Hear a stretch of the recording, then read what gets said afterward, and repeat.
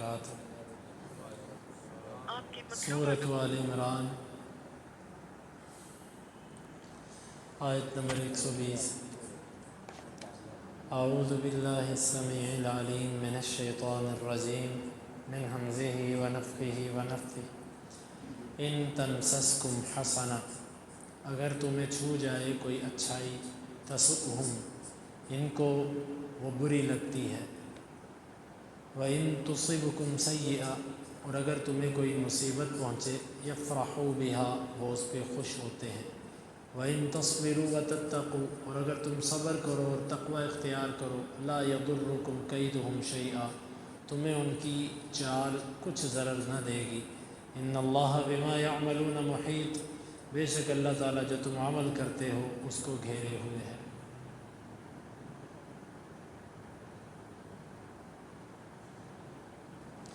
ہا انتم اولائی تحبونہم ولا یحبونکم وتؤمنون بالکتاب ان تمسسکم حسنۃ تسؤہم وان تصبکم سیئۃ یفرحوا بہا۔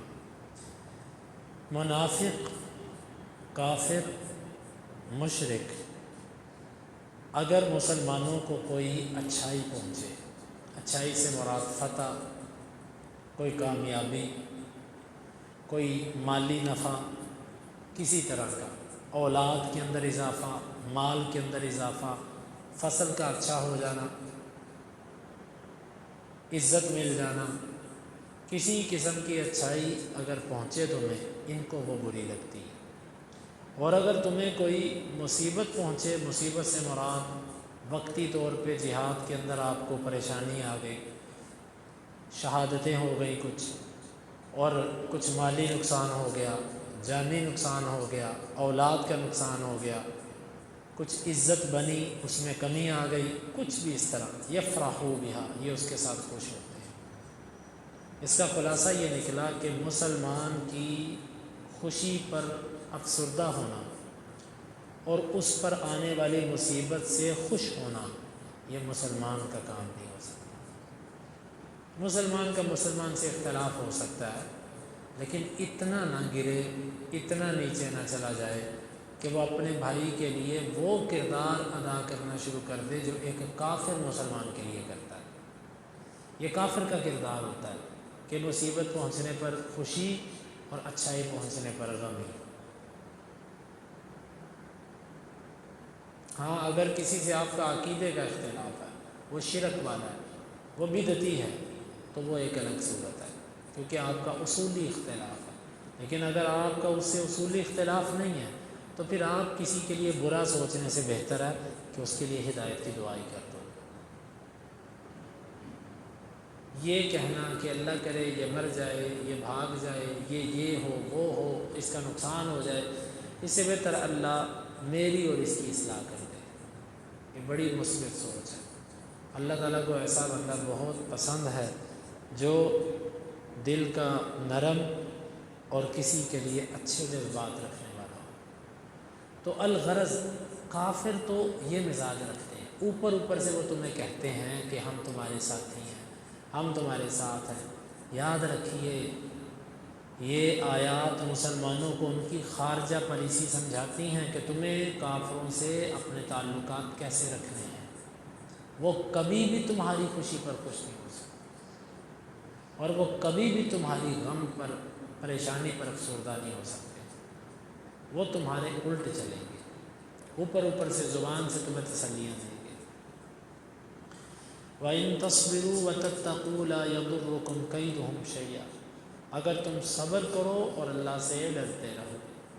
صبر کرو، اس سے مراد ہے کہ ان کو ان کے اس چھچھورے پن کا جواب نہیں دے۔ ایسے بندے کا علاج ہی یہ ہوتا ہے، کیونکہ یہ بندہ گھٹیا ہوتا ہے، گرا ہوتا ہے بیچارہ، تو گرے ہوئے بندے کا بہترین علاج جو ہے نا، جواب۔ کہتے ہیں نا کہ کبھی کسی چیز کا جواب نہ دینا بھی جواب ہوتا ہے۔ وہ شاعر کہتا ہے کہ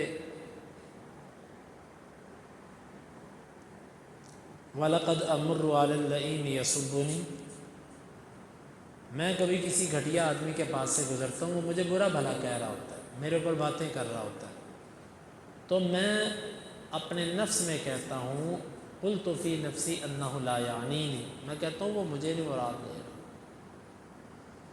بعض دفعہ کوئی بندہ آپ کے خلاف بہت کچھ کرتا ہے، آپ کا صبر اس کی ساری تدبیروں پر پانی پھیر جاتا ہے اور اس کو شرمندہ کر جاتا ہے کہ یار اس کو تو پرواہ تک نہیں، اس کو تو پرواہ بھی نہیں ہے۔ صبر ان کی ان تدبیروں پہ کوئی آپ جواب نہ دیں۔ وَتَتَّقُوا، اور تم تقوی اختیار کرو، یعنی ان کا مقابلہ کرنے سے بہتر ہے اللہ سے ڈرو۔ ایسا نہ ہو کہ تم ان کے مقابلے میں ایسے کام کر جاؤ جو تقوی کے منافی، جو اللہ کو ناراض کرنے والے۔ اگر تم یہ دو کام کر لو، ایک صبر اور دوسرا تقوی، یعنی اللہ کی نافرمانی نہیں کرنی ان کی مخالفت میں، لا یضرکم کیدہم شیئا، ان کی چال آپ کو کچھ ضرر نہ دے سکے گی، وہ تمہارا کچھ بھی نہ بگاڑ سکے گی۔ ان اللہ بما یعملون محیط، اللہ تعالیٰ جو تم عمل کرتے ہو اس کو گھیرے ہوئے ہے۔ تو یہ آیت ہمیں اپنے اور پرائے دشمنوں کے ساتھ چلنے کا طریقہ سکھاتی ہے، اور دوسرے نمبر پہ ہمیں یہ بتاتی ہے کہ مسلمان کے دکھ پہ خوشی اور مسلمان کی خوشی پہ دکھ یہ تمہارے شایان شان نہیں ہے، یہ کافروں کا کام ہے، منافقوں کا کام ہے، مسلمان ایسا نہیں کر سکتا۔ اللہ رب العالمین سے دعا ہے اللہ تعالیٰ سمجھنے کی اور عمل کی توفیق عطا فرمائے۔ اللہم انفعنا بما علمتنا وعلمنا ما ينفعنا وزدنا علما، وآخر دعوانا ان الحمد للہ رب العالمین۔